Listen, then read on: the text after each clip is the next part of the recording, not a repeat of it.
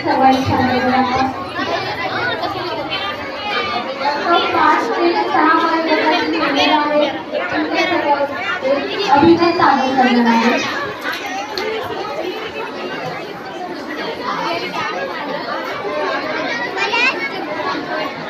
सर्वांना माझा स्वामी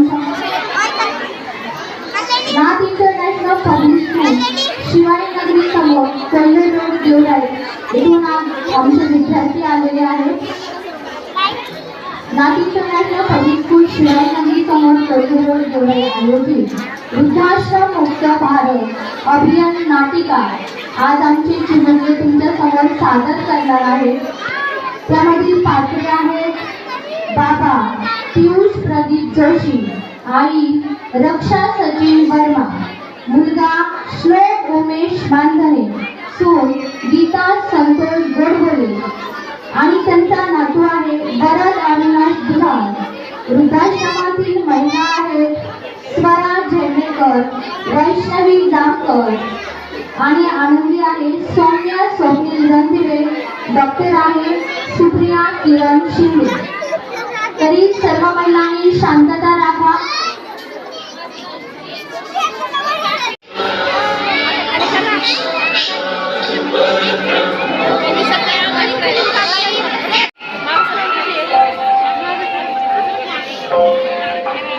आई बाबा हा पेढा घ्या. मला अमेरिकेत मोठ्या कंपनीत जॉब मिळालाय. आता माझी सर्व स्वप्न पूर्ण होणार. अरे वा, छानच की. अरे पण अमेरिका काय जे म्हणालास ते आहे तरी कुठं? आता काय आहे, अमेरिका म्हणजे खूप मोठा देश आहे. आज सकाळीच मला मेल आलाय. तिकडे नोकरीसाठी बोलवले आहे त्यांनी. चला आता आम्हाला म्हातारा म्हातारीला अमेरिका पाहायला मिळणार म्हणायची. नाही बाबा, पहिल्यांदा आम्हाला तिकडे जावं लागेल. तिकडून जाऊन स्थिर जावं झालो की तुम्हाला तिकडे घेऊन जातो. मग आम्ही कोणासोबत राहायचं? तुमच्याशिवाय आमचा वेळ कसा जाणार? तुम्ही इथे नाही ही कल्पनाच करवत नाही बघ आम्हाला. झाले का सुरू? ती नव्हे ती चांगली नोकरीची संधी आली की झाली तुमची रडारड सुरू. तशी आमची काही स्वप्न ती कधी पूर्ण करणार? असं आयुष्यभर राहणं मला नाही आवडत. आम्ही फक्त देश सोडतोय, जग नाही. अरे बाळा, असं अभद्र बोलू नकोस रे. तुम्हाला जे हवं ते करा, आमची काहीही हरकत नाही. अरे पण तोपर्यंत आमची सोय कशी आणि कुठं करणार आहेस बेटा तू? बाबा, तुम्ही मागे म्हणालात ना तुमचे व आईचे अनेक मित्रमैत्रिणी आपल्या शहरातील वृद्धाश्रमात आहेत. हवं तर तिथे तुम्ही थोडे दिवस राहू शकता. तिथे तुम्हाला एकटंही वाटणार नाही. आम्ही येताना हा तिथला ऍडमिशन फॉर्म सुद्धा घेऊन आलोय. अरे बाळा, जर थोड्या दिवसांचाच प्रश्न असेल तर आम्ही इथेच राहतो ना आपल्या घरात. अहो बाबा, आम्हाला तिकडे जायचं आहे. म्हणजे खूप खर्च आहे. मी विचार करतोय आपले घर विकले तर त्या पैशातून आम्हाला तिकडे जाता येईल. तसं आता आपलं घर आता खूपच जुनं झालं आहे. अरे बाळा, असं म्हणू नकोस. जुनं जरी असलं तरी ते आपलं घर आहे. तुझा जन्म सुद्धा याच घरात झाला बरं, आणि आता हे विकायचं म्हणजे वाईट वाटतं रे. झालं का परत रडगाणं सुरू? आम्ही काही करायचं म्हटलो की तुम्ही नेमकी आडवे येतात. माझी प्रगती कोणालाच बघवत नाही. अरे बाळा, असं कसं म्हणतोस तू? आम्ही फक्त इतकंच म्हणतोय. वसुधा काळजी करू नकोस बाळा. तुम्ही जसं म्हणाल तसं आम्ही करू. तो वृद्धाश्रमाचा फॉर्म भर देणार.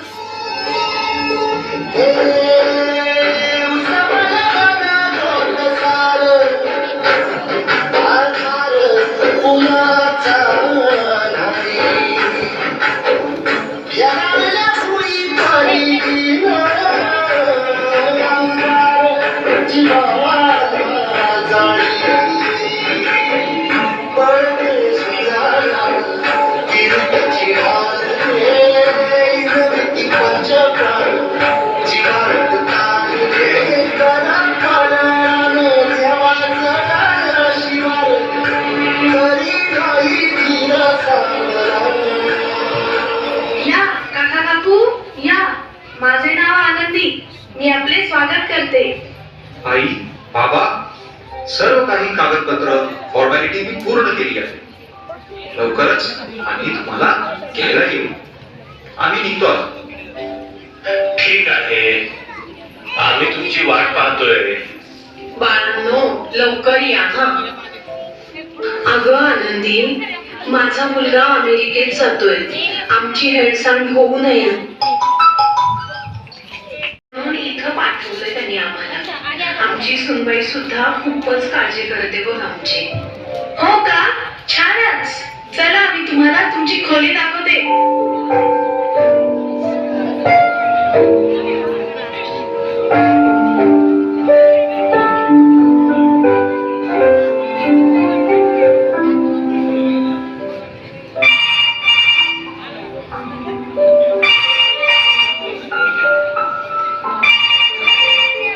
हॅलो, अरे बाळा, मी बोलतीये.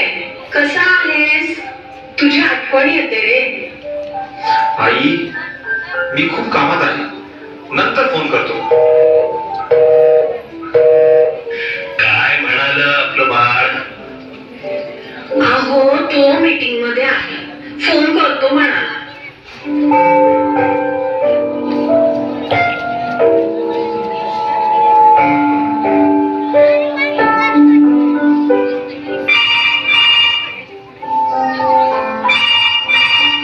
अरे बाळा, आम्हाला येऊन इथं 2 महिने झाले. तू कधी कधी येणार आहेस? आई, सारखं सारखं फोन करू नको. आम्ही इथे स्थिर झालो की येऊ तुम्हाला घ्यायला. आता फोन ठेव. काय कारण सांगितलंय यावेळी? काम संपल्यावर येईल म्हणाला. हो, माझा मुलगा असंच सांगून निघून गेला होता. गेला तो गेलाच. आजपर्यंत तो आलाच नाही. पण खरं तर मला इथंच बरं वाटते बघा आता. आमच्या मुलावर आमचा पूर्ण विश्वास आहे. तो असं नाही करणार. तो नक्की येणार आम्हाला घ्यायला.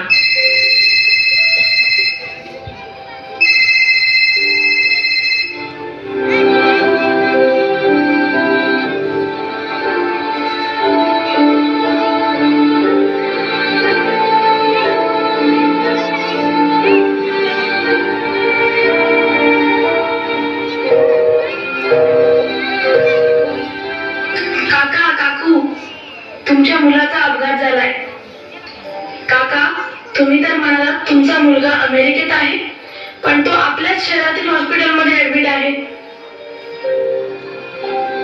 असं कसं होईल?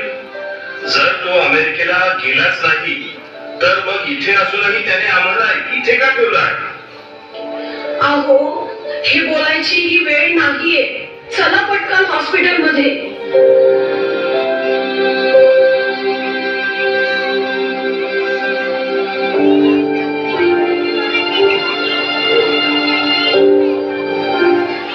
डॉक्टर, माझा मुलगा ठीक तर आहे ना?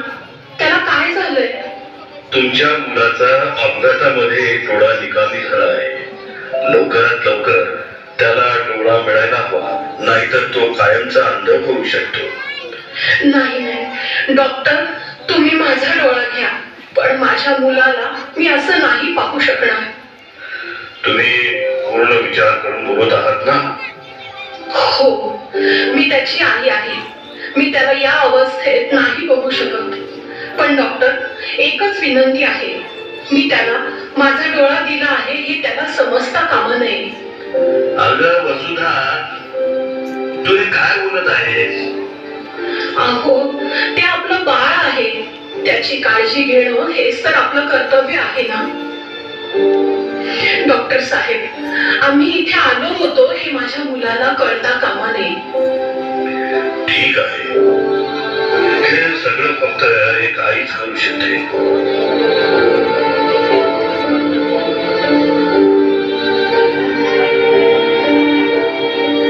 अहो, जरा फोन लावून बघता का? मला त्याची खूप आठवण येत आहे. तो ठीक तर असेल ना?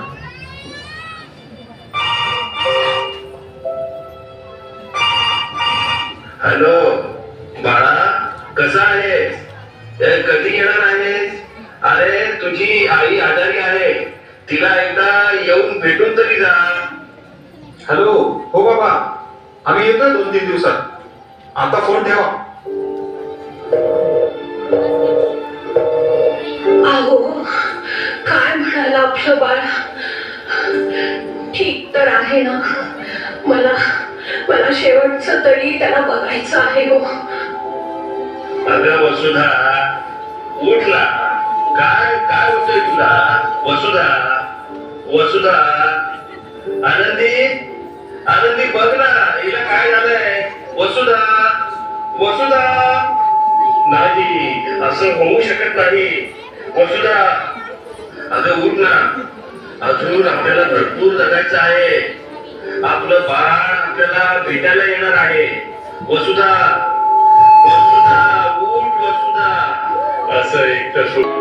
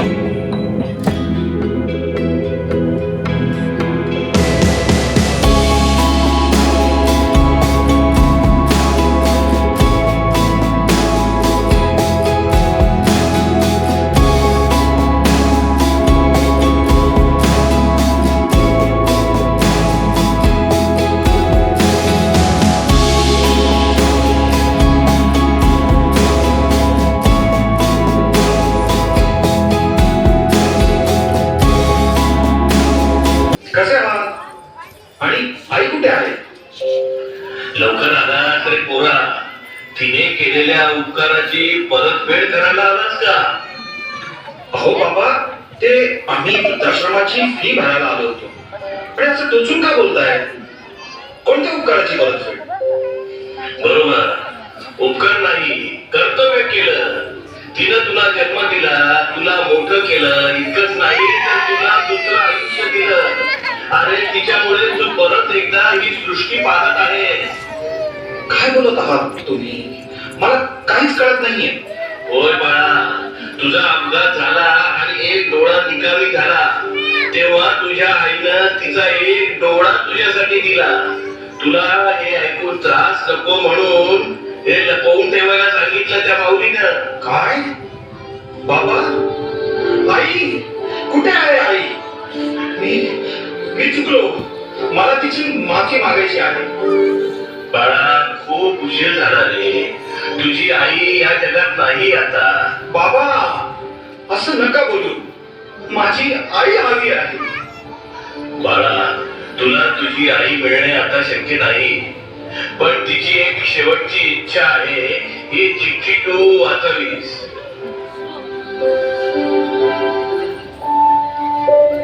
माझ्या बाळा, कसा आहेस? ठीक आहेस ना? मला माफ कर, मी विसरले की तुला बाळा म्हटलेलं आवडत नाही. पण मी तरी काय करू? मला सवय आहे तुला बाळा म्हणायची. आपलं मूल किती का मोठं होईना, ते आपल्या आई वडिलांसाठी नेहमी लहानच असतं, नाही का? तुझी खूप आठवण येत होती. कधी कधी असा विचार करते की तू मोठा झाला नसतास ना तर किती बरं झालं असतं. पण परत वाटतं की मी किती स्वार्थी आहे तुझ्या प्रेमापोटी असं वेड्यासारखा विचार करणारी. आयुष्य किती लहान असतं रे. काल कसा निघून जातो ते समजतच नाही. तुझं लहानपण सांभाळण्यात आम्ही स्वतःच सर्व काही विसरून गेलो. तुला वाढवलं, शिकवलं, मोठं केलं. तू आता खरंच मोठा झालास, समजूतदार बनलास आणि शिकण्यासाठी बाहेर निघून गेलास. अरे, आता कुठं आपण एकत्र राहायला लागलो होतो. इतक्यात अमेरिकेत नोकरीसाठी जायचं खोटं कारण सांगून तुम्ही आम्हाला वृद्धाश्रमात सोडून निघून गेलात. असं तुम्ही करण्याचं काय कारण असेल हे विचारायला मी कदाचित नसेलही, पण या प्रश्नाचं उत्तर मला शेवटपर्यंत मिळालं नाही. बाळा, आम्ही इथे एकाच आशेवर राहिलो की तू नक्की परत येशील. आज तुम्हा दोघांकडे सर्व काही असेल, पण या आनंदात तुमच्या आई बाबांना सहभागी करण्याची तुझी इच्छा का झाली नाही, हाच प्रश्न मला पडला होता. आज तू परत आलास खरा, पण थोडासा उशीरच केला. बाळा, तू आम्हाला कधीच भेटायला आला नाहीस, स्वतःहून फोनही कधी केला नाहीस. आम्हाला दुसरं काहीही नको होतं रे, फक्त तुम्ही हवे होता. मी गेल्यानंतर तुझे बाबा एकटे पडणार. तू मला भेटायला नाही आलास, किमान माझ्या नंतर तुझ्या बाबांना तरी भेटायला नियमितपणे येत जा. त्यांची काळजी घे. तुला आणि सुनबाईला खूप खूप आशीर्वाद. खूप मोठा हो. तुझीच आई. आई, मला माफ कर. आम्हाला आई बाबा ओझं वाटू लागले, म्हणून आम्ही त्यांना वृद्धाश्रमात सोडलं. पण मला आज समजलं की आई बाबांचं असणं काय असतं. आज मी खऱ्या अर्थाने भिकारी झालो, कारण स्वामी तिन्ही जगाचा आई विना भिकारी.